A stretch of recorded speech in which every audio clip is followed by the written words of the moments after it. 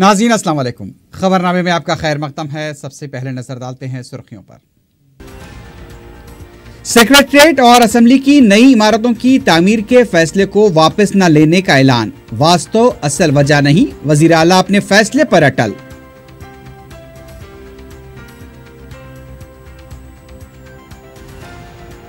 किसानों के कर्जों की माफी का मरहला पूरा हो गया, अब कोई कर्ज माफ नहीं होगा। असेंबली में वजीर आला का दो टोक जवाब।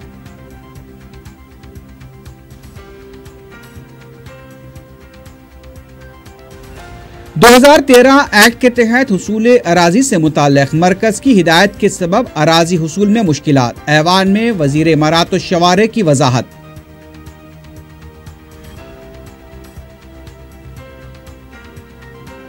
और आसिफ नगर की एक जेर तामीर इमारत में 5 साला लड़के की मुश्तबा मौत, संप में गिरकर हलाक हो जाने का दावा। पुलिस तहकीकात का आगाज।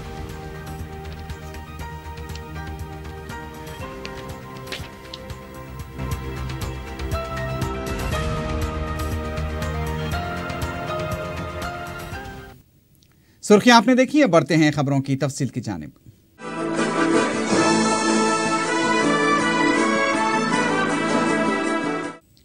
वज़ीर आला के चंद्रशेखर राव ने ऐवान असेंबली में ऐलान किया कि नए सेक्रेटरीट और नई असेंबली की इमारत की तामीर के फैसले को वापस नहीं लिया जाएगा।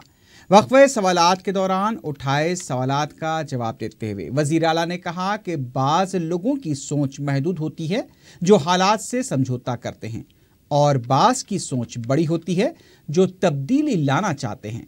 केसीआर ने कहा कि मौजूदा सेक्रेटरीट में कोई सहूलत मौजूद नहीं है।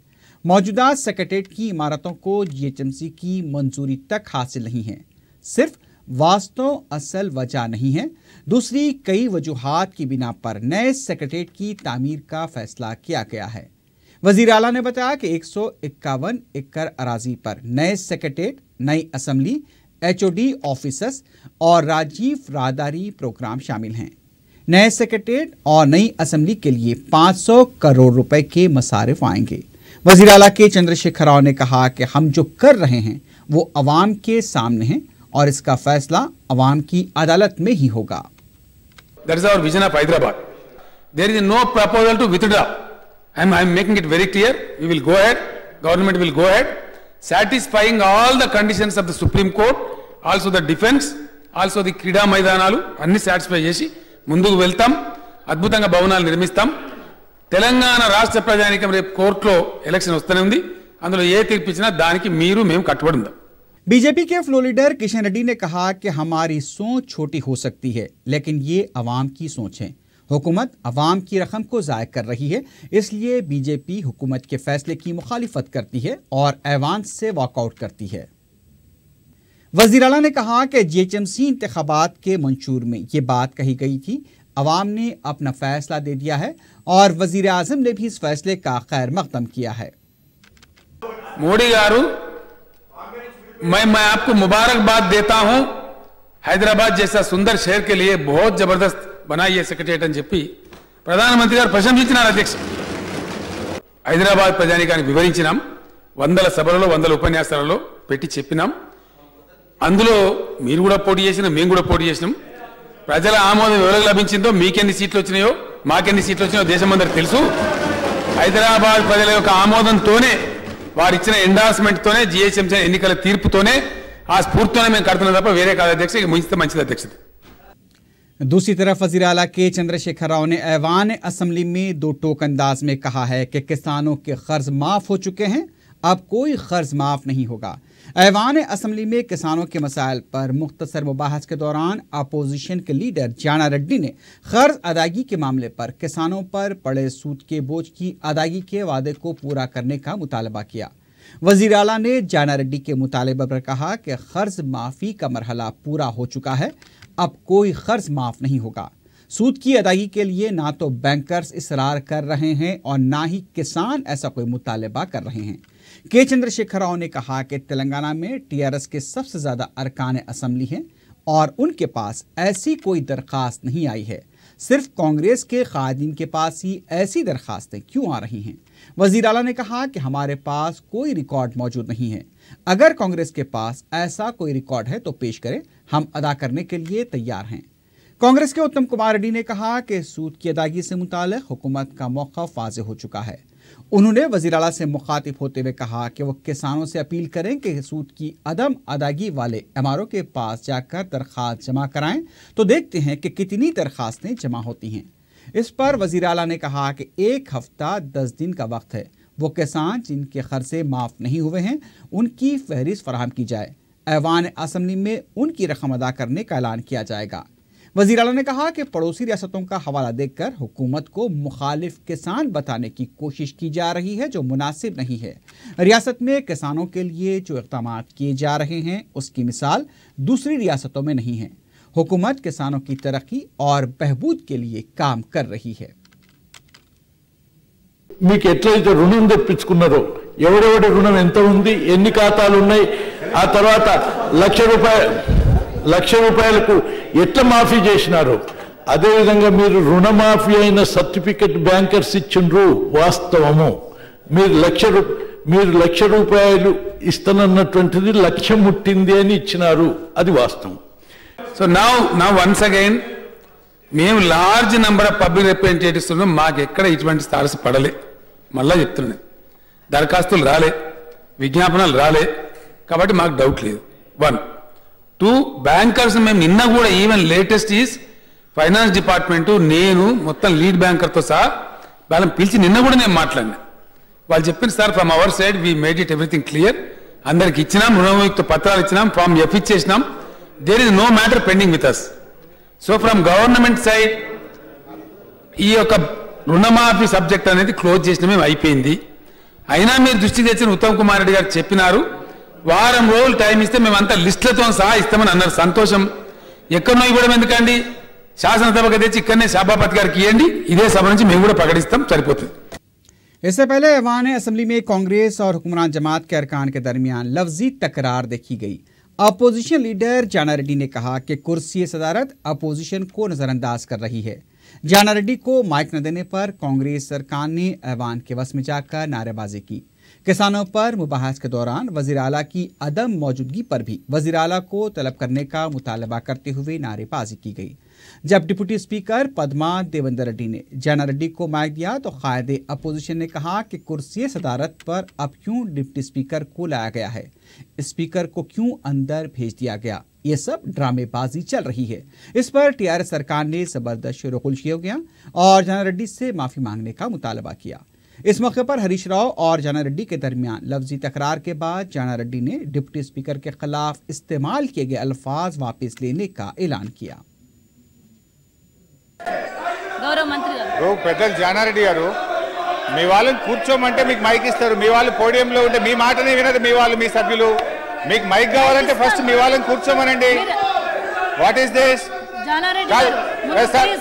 ముందు మీ సభ్యులు ముందు కూర్చుంటే ఇస్తారు మైకు. అధ్యక్ష, ఇప్పుడు వీళ్ళ అసహనం అందరికీ అర్థమైంది. మొదటి రోజే శాసనసభలో అన్ని విషయాలు మాట్లాడదామంటే చలో అసెంబ్లీ పెట్టి రోడ్డు మీద కూర్చుంటాము, శాసనసభలో మాట్లాడమన్నారు.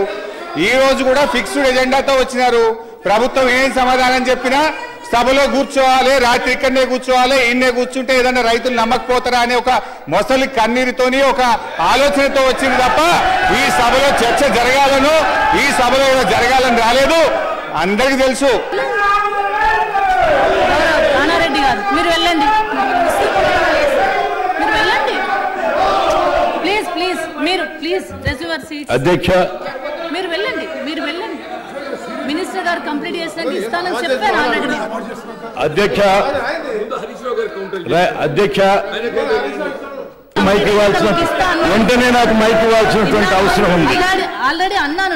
రైట్, మీరు ఎందుకు వచ్చిందో మాకు తెలుసును, ఆయన ఎందుకు పోయిండో మాకు తెలుసును. ఇది ఒక డ్రామా, అర్థమైందా? ఏం చేస్తారో చూస్తాను. రైట్, ఏం చేస్తాను? నీ ఇష్టం, ఒక్కసారి కాదు, 2 సార్లు కాదు.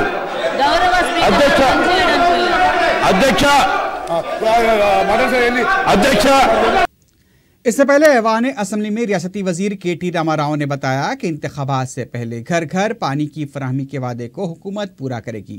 वक्फे सवालात में उठाए गए सवाल का जवाब देते हुए के.टी.आर. ने कहा कि 49 असम्बली हल्कों के 3787 देहातों को पानी फराहम किया जा चुका है। 31 दिसंबर 2018 तक तमाम देहातों को पानी फराहम किया जाएगा।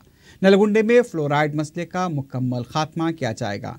के.टी.आर. ने कहा कि डबल बेडरूम मकानात और खानगी इदारों को पीने का पानी फराहम करने के लिए इक़दाम किए जाएंगे। वज़ीर इमारत और शुमारे टी नागेश्वर राव ने एक सवाल का जवाब देते हुए कहा कि तेलंगाना में 3153 किलोमीटर कौमी शाहराहों को मंजूरी हासिल हुई है। प्रोजेक्ट्स के DPR तैयार हो रहे हैं। रियासती वजीर ने एतराफ़ किया कि अराजी के हुसूल में मुश्किलात पेश आ रही हैं। मरकजी हुकूमत से जियो 123 के तहत अराजी हुसूल की इजाज़त देने की दरख्वास्त की गई थी, लेकिन मरकजी हुकूमत ने 2013 एक्ट के तहत अराजी के हुसूल को हिदायत दी है, जिसकी वजह से ताख़ीर हो रही है।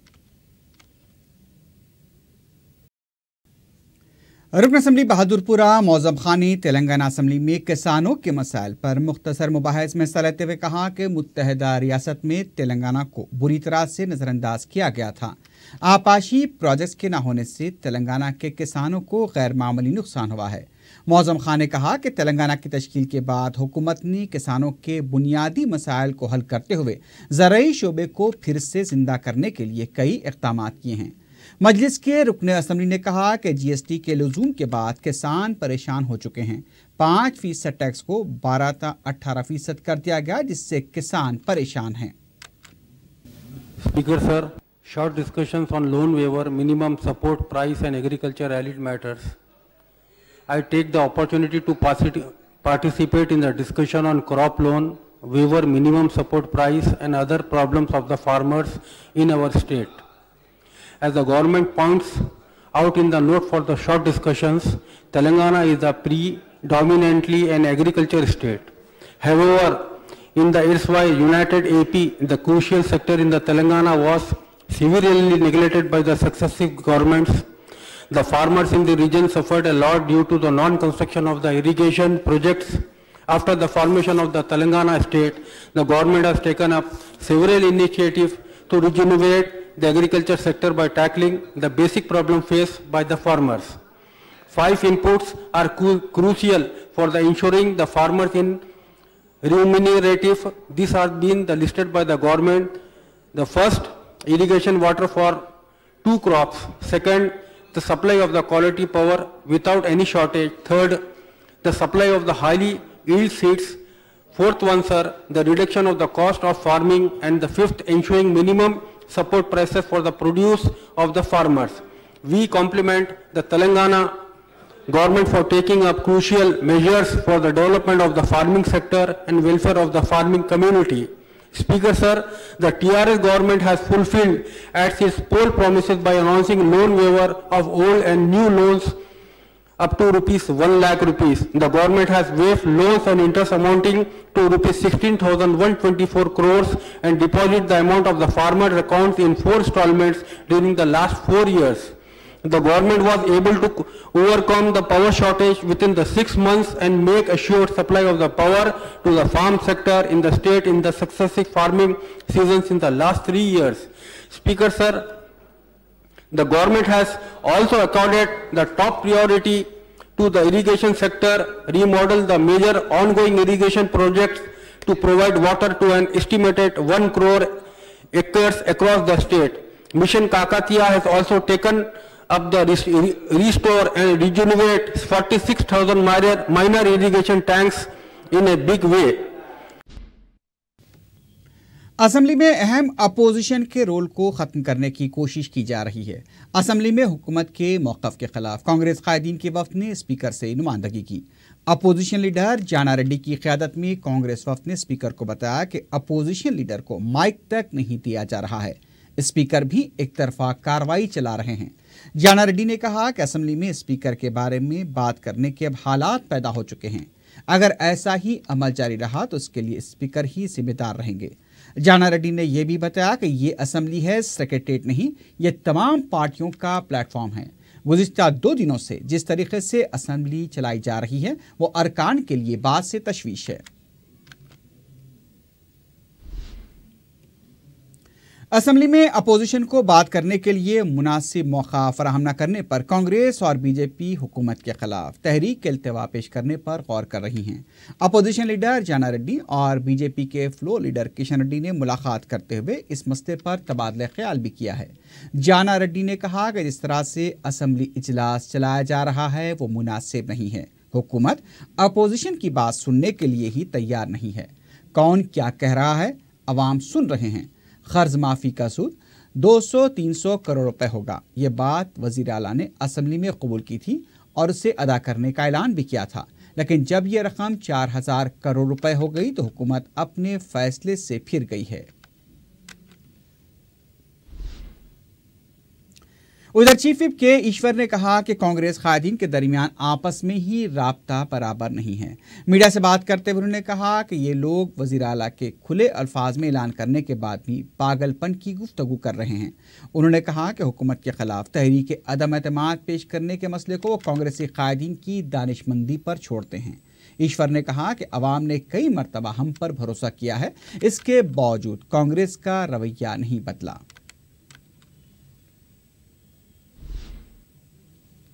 रुकन पार्लियामेंट हैदराबाद व सदर मजलिस बैरिस्टर असदुद्दीन ओवैसी ने चारशंबे को चार मीनार हल्के के मुख्तलिफ इलाकों का दौरा करते हुए अवामी मसाइल की समाअत की।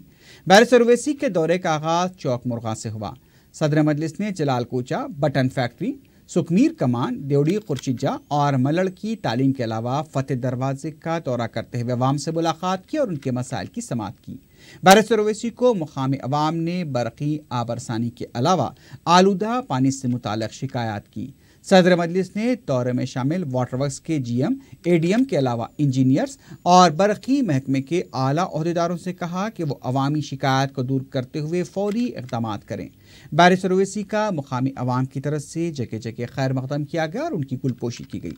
रुकन असम्बली चार मीनार सैयद अहमद पाशा कादरी, मजलिसी कॉरपोरेटर्स राजमोहन और मुस्तफ़ा अली मुजफ्फर के अलावा पार्टी कारकुनों की कसीर तादाद भी इस मौके पर मौजूद थी।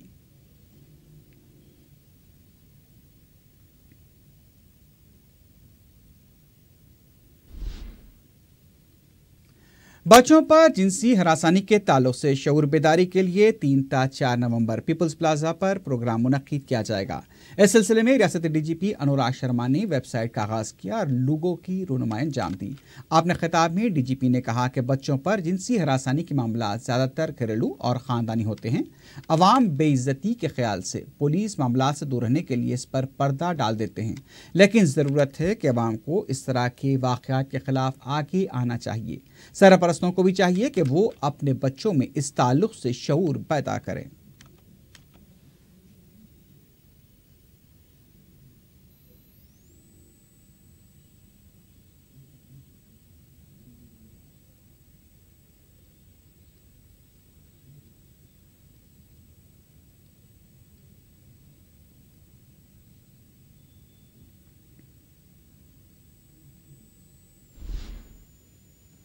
आसिफ नगर के दत्तात्रेय नगर कॉलोनी में ज़ेर तामीर अपार्टमेंट के संप में गिरने से चौकीदार का बेटा हलाक हो गया है। तफसीलात के मुताबिक चौकीदार के 5 साला बेटे की लाश संप में पड़ी हुई पाई गई। इत्तला मिलने पर पुलिस ने मकाम वाक़ा पहुंचकर लाश को पोस्टमार्टम के लिए दवाखाना मुंतकिल कर दिया। चौकीदार का कहना है कि जब वो अपने कमरे में मुकीम था, बच्चे की लाश संप के बाहर पाई गई और अपार्टमेंट के मालिक ने बताया कि बच्चा संप में गिरने से हलाक हो गया और उसने लाश को बाहर निकाला है। पुलिस मुख्तलिफ ज़ावियों से इस वाक़े की तहक़ीक़ात कर रही है।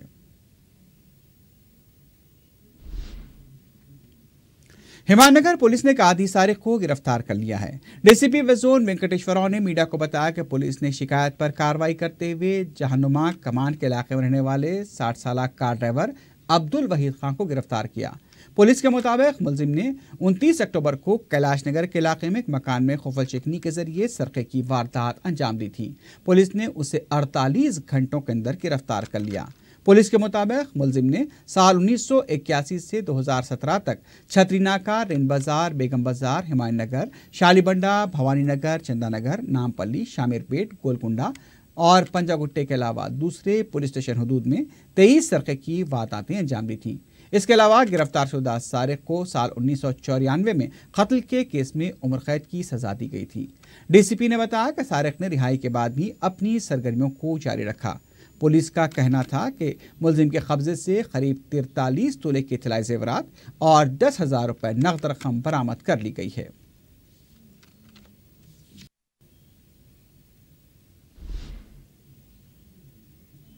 आखिर में सुर्खियों पर एक बार फिर नजर डालते हैं। सेक्रेटरीट और असेंबली की नई इमारतों की तामीर के फैसले को वापस न लेने का ऐलान, वास्तव असल वजह नहीं, वजीर आला अपने फैसले पर अटल।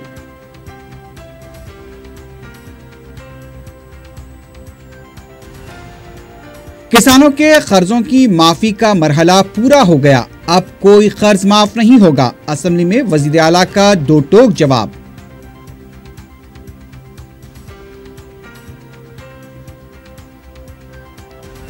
दो 2013 एक्ट के तहत हुसूल अराजी से मुताल्लिक मरकज की हिदायत के सबब अराजी हुसूल में मुश्किलात, ऐवान में वजीर इमारात और शवारे की वजाहत।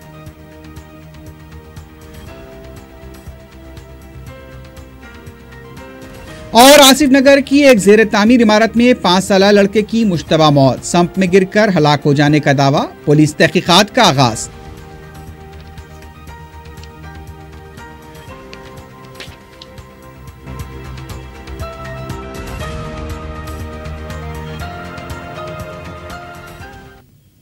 इसी के साथ ही खबरनामा अख्ताम को पहुंचता है। अल्लाह हाफिज।